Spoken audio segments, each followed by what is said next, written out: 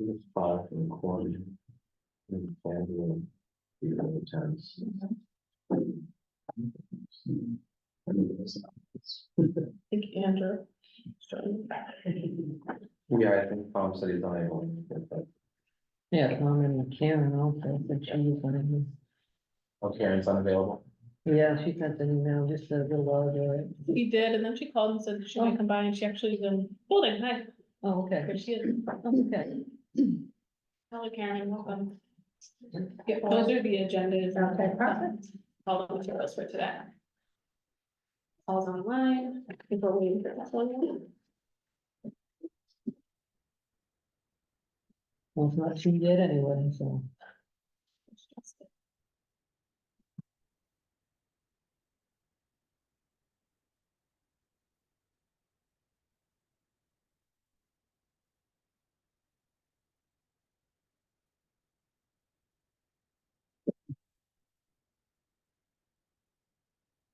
We should have a call.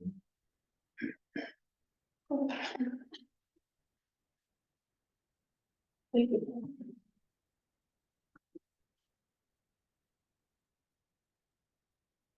Hi, Justin. How y'all doing? Awesome, good, how are you? Good. Awesome, are the amendment summaries you or Paul? Both of us maybe, that's probably a bad answer, but No. it's mostly me. Okay. Did I mess something up? I misread something when you sent it to me to proofread. There's a statewide project, not a regional prioritized. We'll explain it. Okay, Yeah. thank you, I got that from, what is it, pin? Project info. There you go, pinball, right, I just copied and pasted that, sorry.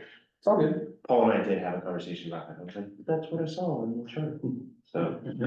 Yeah. we'll Clarify that. Easily we could change there. I'm gonna grab my notepad, I'll be right back.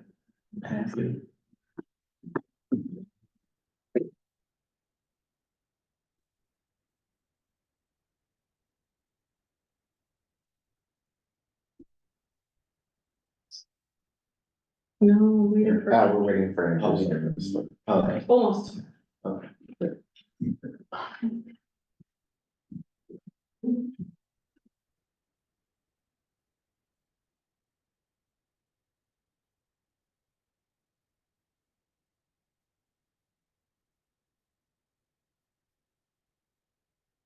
Paul, a quorum is 5, right?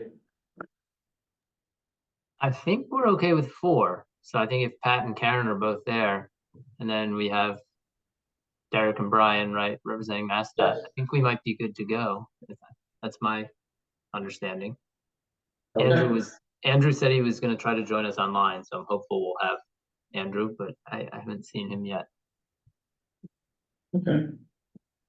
Sounds good. Does Jenny, should we wait for Jenny, Jessica? Find out from Jessica. When she returns. Alright. Yeah, I just want to confirm with Jessica or whoever's at our laptop that are we recording? I just want to make sure we're recording when we start the meeting. Yeah. Yeah, I think they started recording. It's recording. Okay. Great. Alright.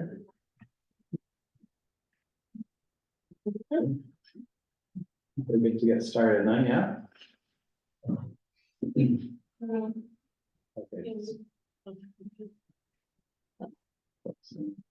In there, I'm gonna see if Leslie can give him a call. okay. Should we get started, just? No. Oh, yeah. okay. We only need 4 according to Paul. Voting? Yeah. Oh, yeah. Karen. Sorry. No. I was in, I was like. Oh, my, mine's still thinking you need to have it. Good to go. Alright. Well, it's already recording on Zoom, so we can go ahead and get started then. Welcome everyone to this meeting of the Northern Middlesex Metropolitan Planning Organization. Paul, do you typically read the notices? I'm happy to do it too, if you want to give your voice a rest. I'm okay on that front for now. Okay, all right. So this is our notice of non-discrimination. You're invited to participate in our transportation planning process regardless of your race, color, national origin, including limited English proficiency, religion, creed, gender, ancestry, ethnicity, disability, age, sex, sexual orientation, gender identity or expression, veteran status, or background. All right. Then we have the meeting agenda. Derek, I don't know if you want to say anything here, and we can jump right into it.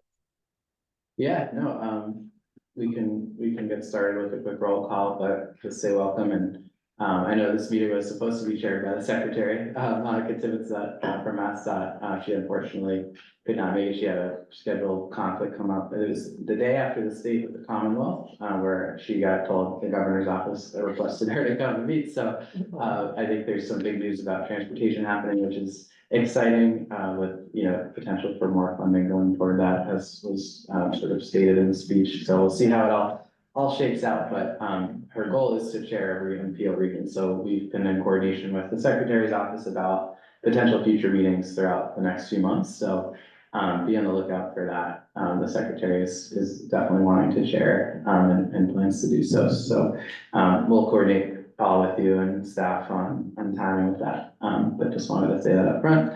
And nonetheless appreciate being here in person. It's a great new space and it's good to put faces to names and meet all the new folks here. So, yeah, we'll just open with that. And if you want to read the roll call, we can get into our agenda. Sure. Monica Tibbetts Nutt, MassDOT Secretary and CEO. Yeah, Derek Cravat here representing Secretary Tibbetts.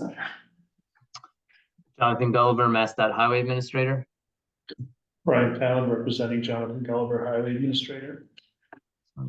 Andrew Delorier.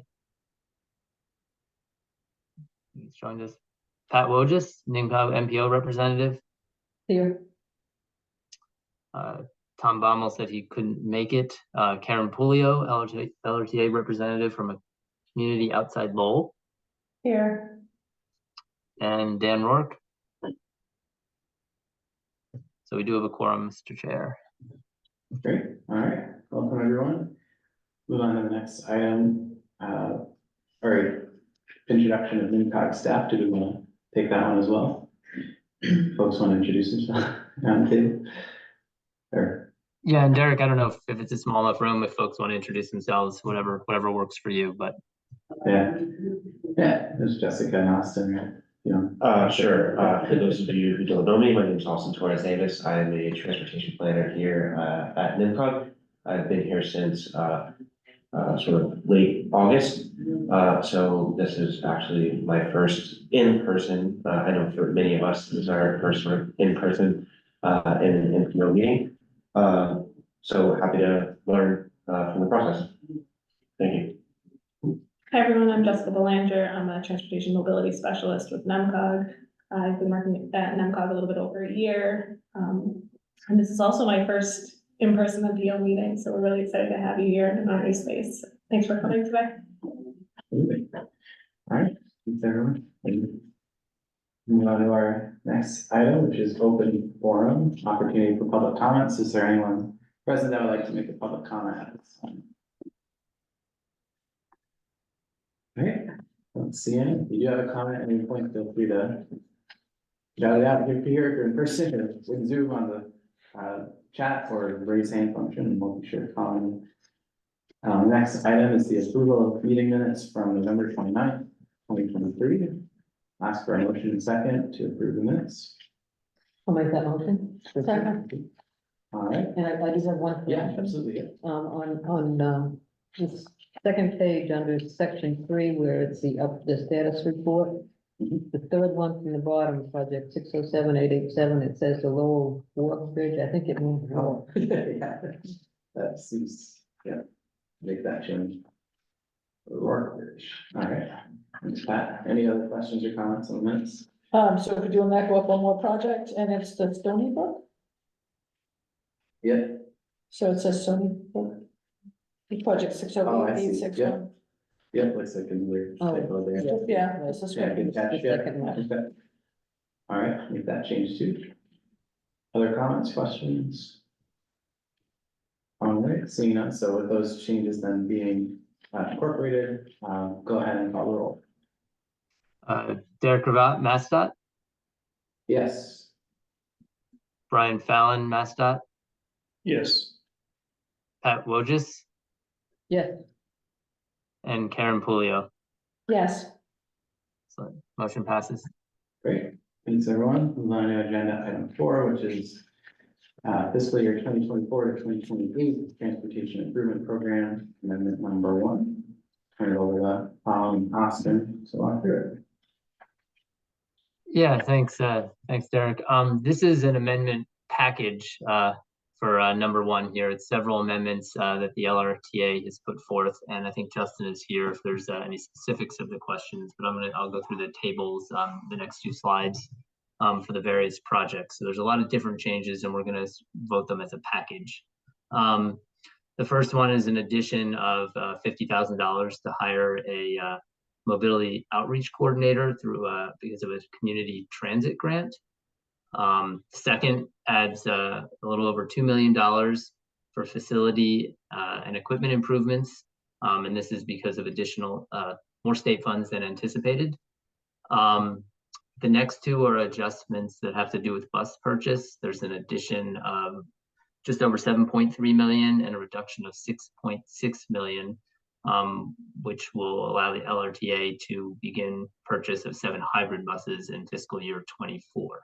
And that's as part of a low-no emission FTA grant.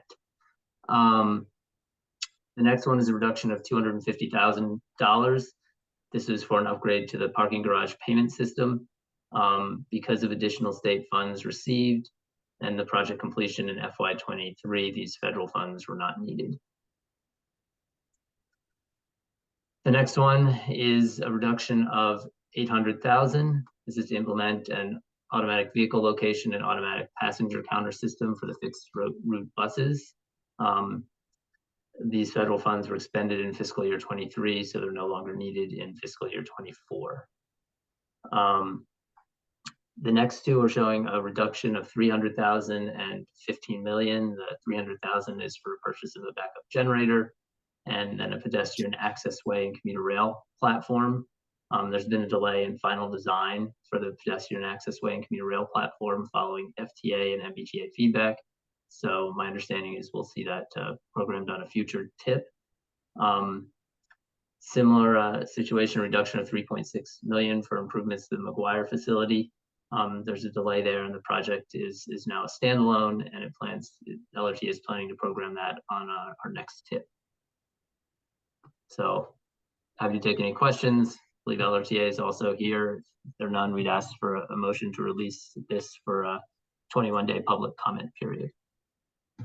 Great, thank you, Paul.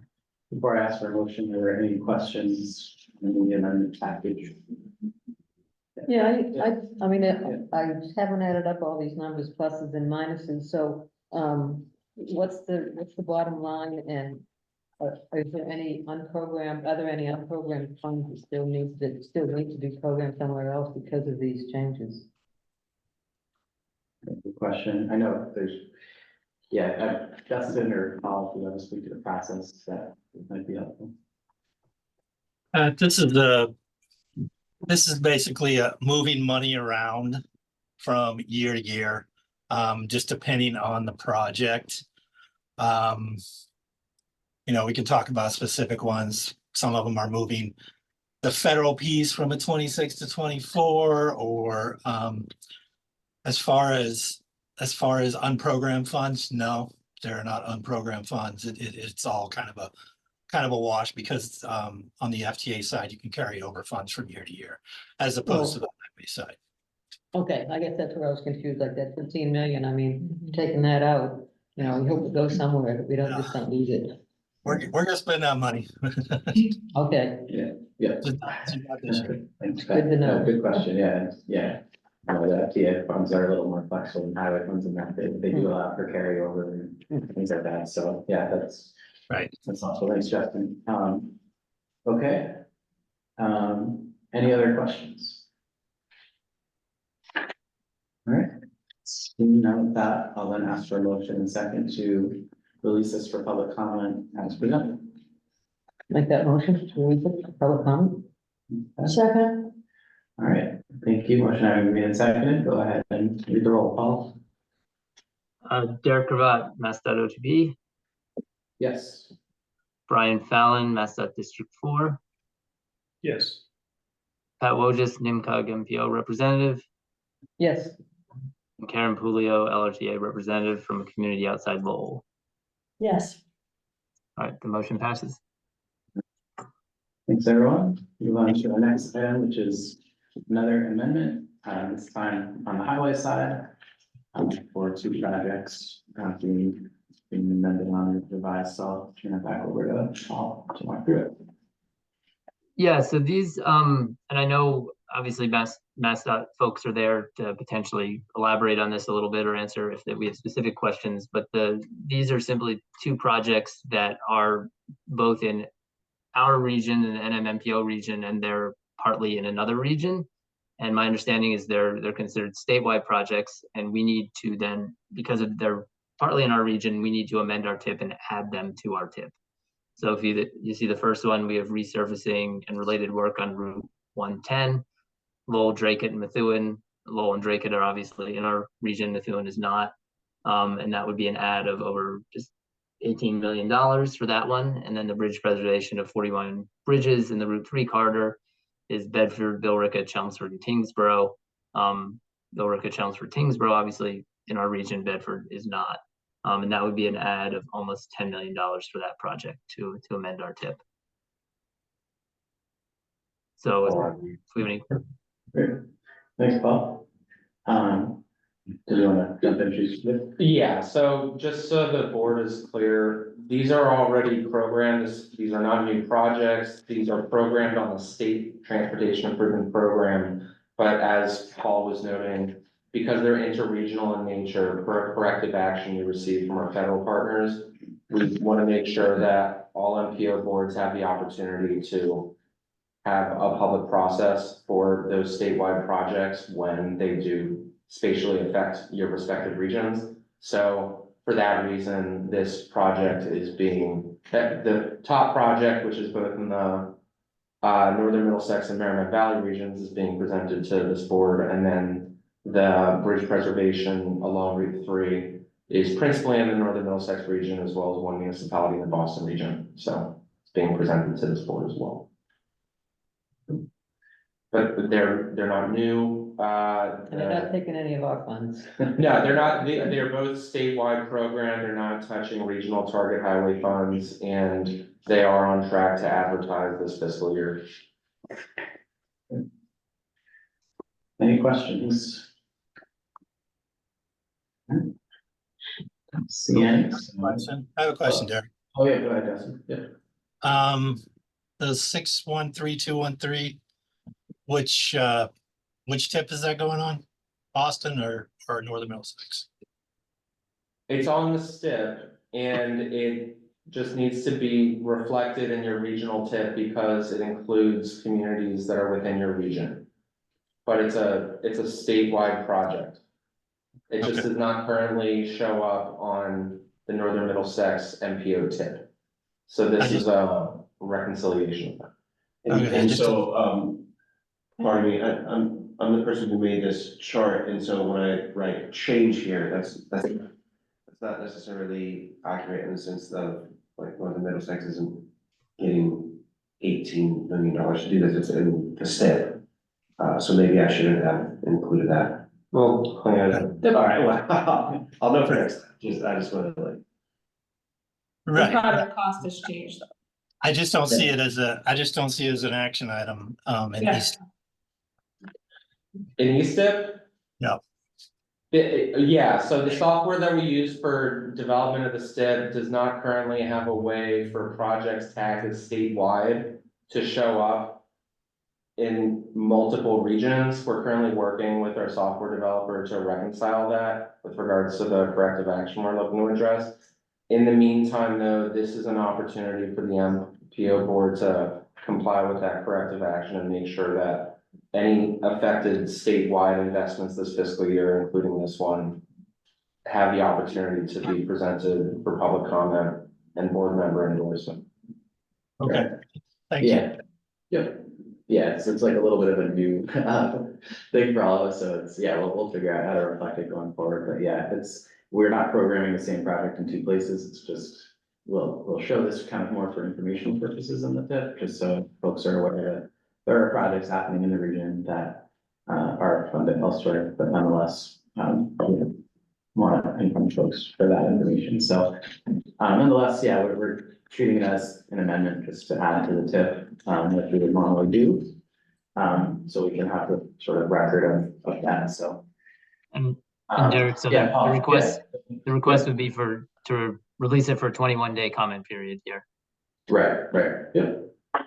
The board. So, yeah, with that, I'll ask for the motion, in a second to release this for 21-day for a comment period. I'll make that motion. Second, Okay, all right, thank you. Motion having made and seconded. Go ahead and call the roll, Paul. Derek Cravat, Mass.OTP, Yes. Brian Fallon, Mass.District 4, Yes, Pat Wojcik, NIMCOG MPO representative, Yes. Karen Pulio, LRTA representative from a community outside Lowell. yes. All right, the motion passes. All right, great. Thanks, everyone. You on to our next item, which is the status of SIP projects under design and construction. Do you want to kick this off, Brian? Or Tim? I think this- Tim's. Okay, good. Go ahead, Tim.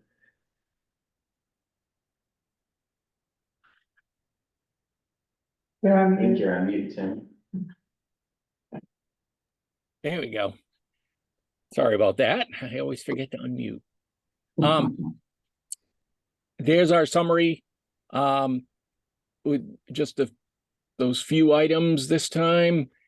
Project 613, 562, Tewksbury improvements at Shawshene and Foster Road, Patton Road and Beach Street. That was just a project manager, new project manager on that. 613, 213, Bedford, Billerica, Chelmsford, Tingsboro, bridge preservation of 41 bridges on the Route 3 corridor. That had a cost increase, but it was a fairly minor change in the and then 608, 816, Lowell, Drake at Methuen, resurfacing and related work on Route 110. We've got the 100% design in, and that had a cost update there, increase of about 1.2 million. 607, 401, Chelmsford traffic signal installation at Route 110 and Route 495, two locations. That had the add date pushed back about 8 months on that. 607, 887, Lowell Rourke Bridge replacement. Again, on that one, the add date was just pushed back a couple of weeks. 608, 227, Billerica Yankee Doodle bike path construction. That we got the 100% design in, and the cost on that went up about 1.8 million. 609, 250, Billerica intersection improvements at Boston Road, Lexington Street, and Glad Valley Road.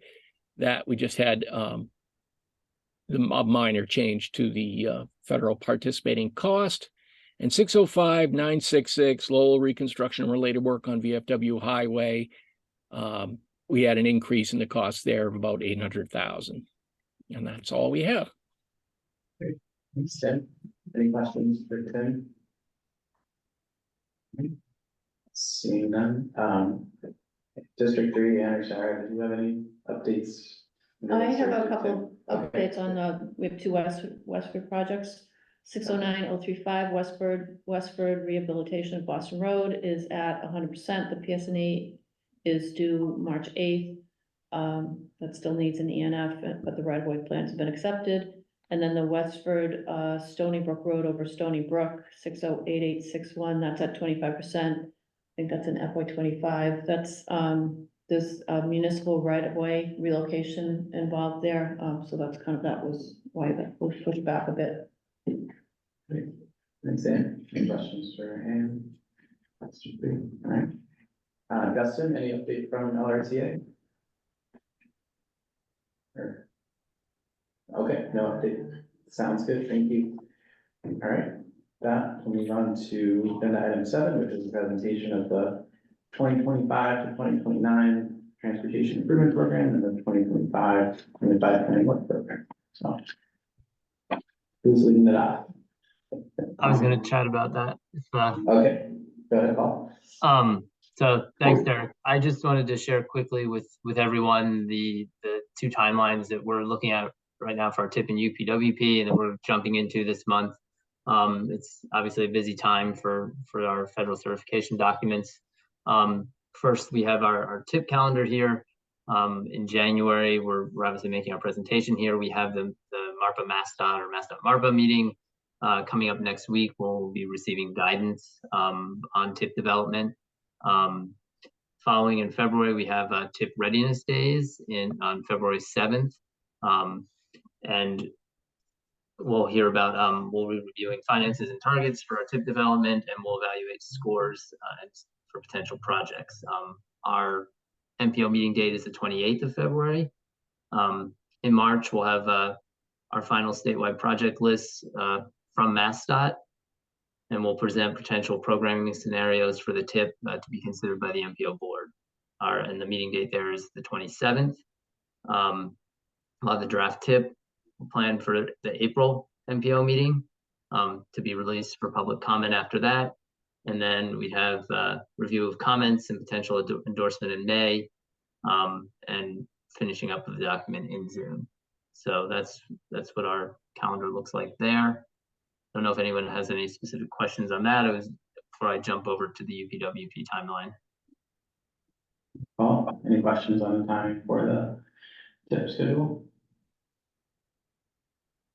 Don't see any calls, so we can go ahead and do the UPWP. All right, UPWP timeline is about a month behind the TIP. We're here in January, and we will get guidance there as well at the MassDOT MARPA meeting next week for UPWP development. Talk a little bit more about schedule again in February, and we'll begin reviewing budget. In March and April, we'll review and present preferred UPWP tasks and budget to both the council and the NPO. We have our meetings dates noted there, and we'll work on our schedule for that and update the board.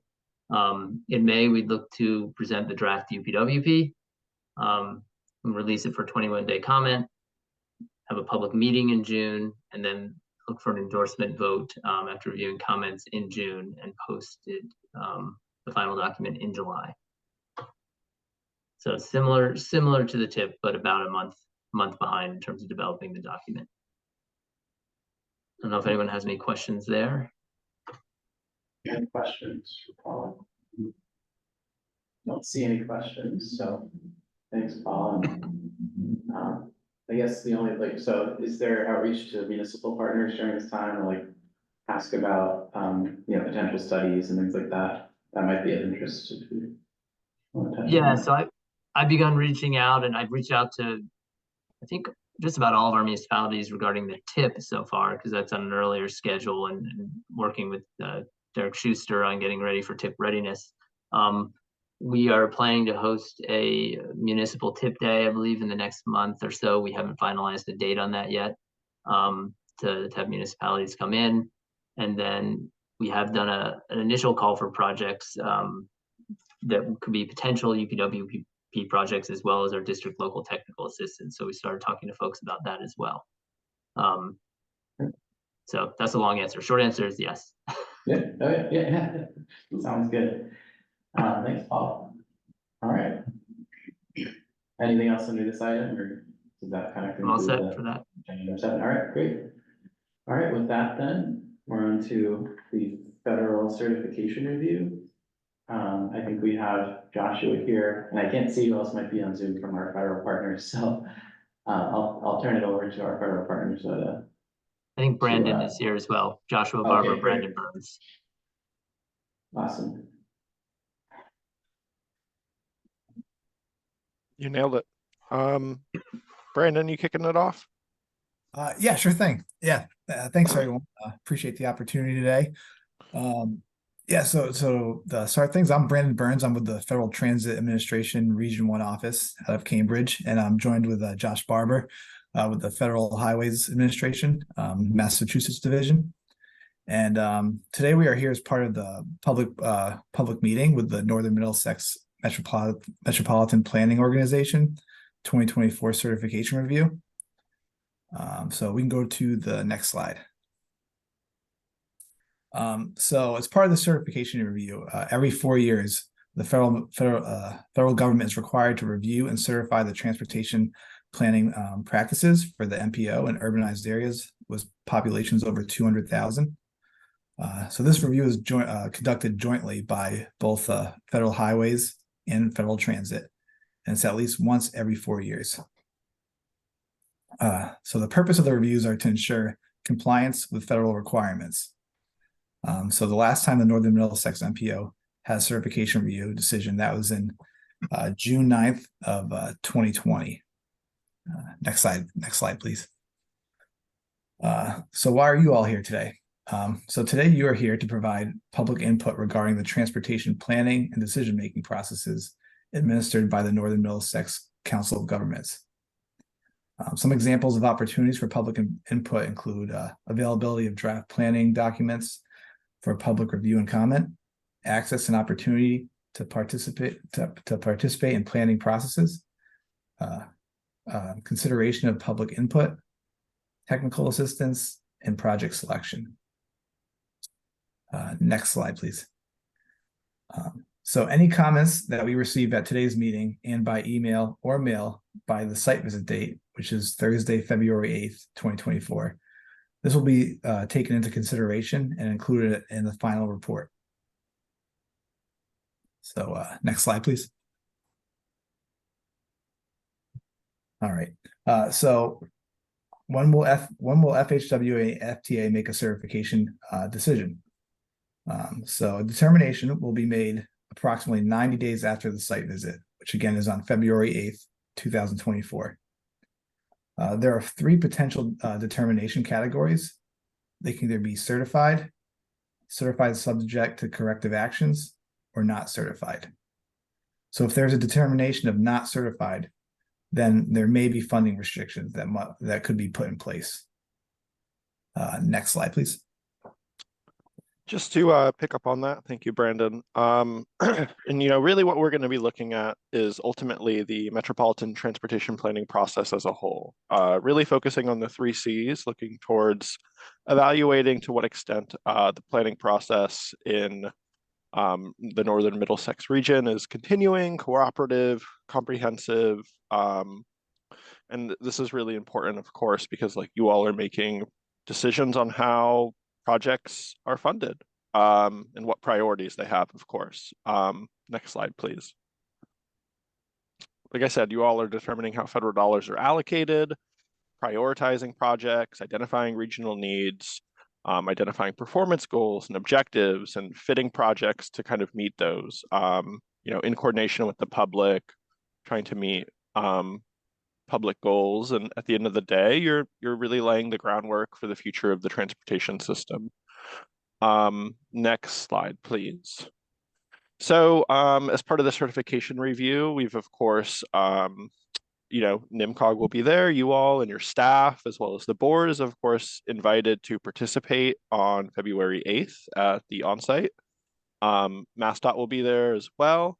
LRTA is invited, MBTA is invited, as well as local elected officials. And then, our federal agencies, Federal Highway and Federal Transit will be leading up the review. And then, of course, other stakeholders and the public are, through this process, generally invited to participate and comment on the transportation planning process in the region. Next slide, please. And of course, we're really looking at the 4 key MPO planning documents, as well as compliance with the rest of the federal regulations relating to planning. So, your UPWP, your public participation plan, your long-range transportation plan, as well as your TIP are some of the big areas we'll be examining. Next slide, please. So we definitely invite you all to either here today or via email, phone call, etc. Kind of provide general comments and inputs. You know, we're open to hearing anything you all be interested in providing, but just kind of some questions to think about, or challenges, opportunities in the planning process. You know, do you all understand the process? How do you get involved? You know, for the public, are there adequate opportunities to participate? Are decisions being made in an equitable way? You know, who is missing from the process? Are there perspectives that could be at the table and aren't? And then like considering just like virtual environments and how that's helped or hindered the public process as well. Next slide, please. So I'll open it up to the board as well as any members of the public that might be here, if you all would like to comment. Well, thanks, Joshua, and thank you, Brandon. It's a helpful overview, and yeah, sort of open it up now and see if anyone has any doubts. Maybe it would help if you could go back to that last slide. And you know, I think those are some good prompts. So if folks have any doubts on any of these questions, yeah, I think that the purpose here, right, is just to sort of have a discussion. So anyone can feel free to weigh in here. I'll say, Yeah. on the virtual environment, I think that, you know, for some, I don't know if it's necessarily groups, but I hear some people, the response is, we really like it. But then you hear another group, you know, other people often say, I can't do it that way. I don't want to do it that way. So, so what do you go with? I don't know if you just always provide a hybrid. But I think that the virtual environment, has both helped and hindered. Yeah, I agree with that. I think it's gotten so many more people involved, but then it is so much more well, not really more convenient, but it's so much nicer to have in person so you can kind of, you know, have conversations a little bit more easily. Yeah, absolutely. Yeah, I was saying earlier, the Boston NPO has now like formalized a sort of approach in their operations plan that calls for quarterly in-person meetings. So they meet once a quarter in person, and they always have a virtual call-in option as well. So I think they've had a handful now in person, and I think they're trying to move to a more regular schedule. So that's certainly an option. You know, it seems to strike a little bit of a balance between those two. So something to consider for that. I just wanted to speak up about the 3C planning process and work that, in my 5 years liaison for the Northern Middlesex region, I think they do a tremendous job with 3C planning. I believe I said the last certification review that they put the comprehensive in 3C, and I still maintain that. I know that there's been a lot of new faces and whatnot working at NMCOG, but where those challenges have presented themselves, I think they've mainly been opportunities with fresh sets of eyes on some of the challenges that are facing the communities in this region and working to address them. I know that there's a lot of excitement among staff, whether it's for transit planning activities or for reconsidering the transportation evaluation criteria. That goes into what projects the region's ultimately planning for and selecting. That they want to keep things fresh and up to date, and you know, in a post-COVID world, and with the different mobility patterns that the region, like the state, is experiencing, making sure that they are selecting projects and planning for projects that meet those challenges and address those needs.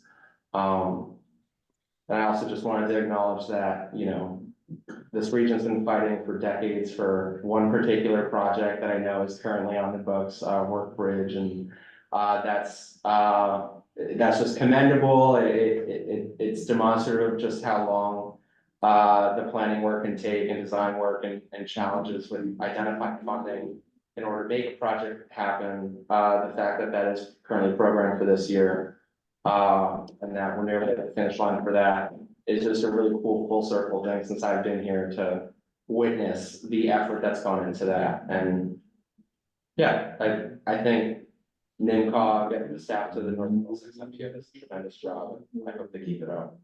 I want to communicate that to our partners. Thank you, Schuster. Other thoughts? I'll say also, and this is, I'm more familiar with the towns in central Mass, but, it always seems like the small, and every MPO, I think, has small towns, right? You know, comparatively smaller towns, and the smaller towns do seem to fall behind and get lost in the shuffle, and they just don't have, you know, either the understanding or the knowledge or the staff or the funding to kind of be as involved as maybe they could be. Yeah, and I think, and as I look at it, there's certain perspective views that are missing from the process. I think sometimes you don't know who's missing because we're not hearing them, right? So there's gotta be that some way to who knows who we are, right? Who knows the process and those type of things. I think we're very transparent with, you know, the 21 days notice and those type of things, but many people don't even know where to find those notices anymore. When you just talk to people in general, because there's so much information coming to them from so many different ways, right? The old days, Lowell Sun, you're done, and that's not the way of today. So I think making sure that people are aware of what's happening in their town so that they can have that voice and their representatives can have the voice. I know personally, as a board, I feel that, you know, good opportunities to participate and be heard, but whether we're getting it from, you know, the people that we're supporting, I think is a good question. Yeah, great point. And yeah, just kind of building on that, like I know, you know, for the LRTP, there was some really great outreach done to a lot of community-based organizations and like kind of, you know, bringing them into the other processes too would definitely add value. Like housing organizations, like, well, some of the smaller towns, like those kinds of groups, I think. And I know there's been some good resources developed recently by Federal Highway that talk about like public involvement and things that are eligible there. So I think those are good opportunities too. Like you can sort of pay for new things to engage people, provide new incentives and things like that. So that's all, you know, speaking of, you know, new opportunities and things like that, and bringing people in and using that as a way to do that is really great. So yeah, totally agree. Second that, yeah. And I think no matter how much outreach you do, there's always gonna be some people that say, well, why didn't I hear about that? I mean, you can't get everybody, and you can't use every media method that there is, but you know, to increase that advocacy, especially for the smaller communities, like you said, I think that's part of the downfall, is they don't advocate for themselves sufficiently. You know, I think we've seen that at NMCOG with some of the smaller communities. Sometimes we don't see their representatives for months, if not longer than that, between meetings, and, you know, shame on them. But, you know, Yeah. Yeah, no, it's definitely a good balance. And I know that, you know, other regions have taken different approaches too, like there's advisory committees, there's joint transportation committees, there's other forums too that, you know, could certainly be relevant. Yeah, any other thoughts on these questions? No? I don't see any. So Joshua, what's the next step in you said, obviously there's the on-site visit on February 8th, but it sounds like, yeah, there's opportunity for other comments to be submitted, so. Yeah, if anyone would like to submit formal written comments, whether that's an MPO board member or a member of the public, they are welcome to do so through February 8th. And yeah, our agenda for the on-site has more or less been finalized. It should be going out in the next few days. And we will be there on the 8th. We're looking forward to working together on the review. So thank you so much. Great. Thanks, Joshua. Thanks, Brandon. All right, move on to our next item, which is other business. Paul? Yeah, I wanted to note a couple of the upcoming dates. They've been throughout the other slides and some of the things we've talked about, but the MassDOT MARPA meeting next week, TIP Readiness Day, certification review the following week, and then our next MPO meeting on February 28th. So busy upcoming couple weeks. Excited to work on all this stuff, and we'll probably be seeing a lot of everyone, and hopefully I'll be back in person for several of these. Great. Thanks, Paul. Any other business from members? Right. I don't see any, so. Innovation up in here. Oh, yeah, that's right. Our MassDOT Innovation Conference is coming up. I think it's what, April first, May, it might be. Or no, It's in 2 April months. 30th and May 1st. Yeah, I think Something like that's, yeah. So encourage folks to check that out online. It's in Worcester at the DCU Center. It's a 2-day conference with municipalities, MassDOT consultants, others to talk about kind of innovative ideas in transportation. So always a great conference. It's a lot of good sessions, so. Definitely Registration recently opened for it. Yes, yeah, you can go on and register now. Yep. All right. All right, well, I don't see any other hands up, so with that, I'll ask for a motion and second to adjourn. I'll make the motion to adjourn. Second. All right, all in favor, say aye. Aye. Any opposed? Any abstentions? Okay, we're adjourned, so thank you, everyone. We'll see you at the hopefully certification review, if not, then our deal meeting. And keep in touch in the meantime, so have a great rest of the day, everyone. Thank you. Thank you. Thank you. Thanks a lot, everyone.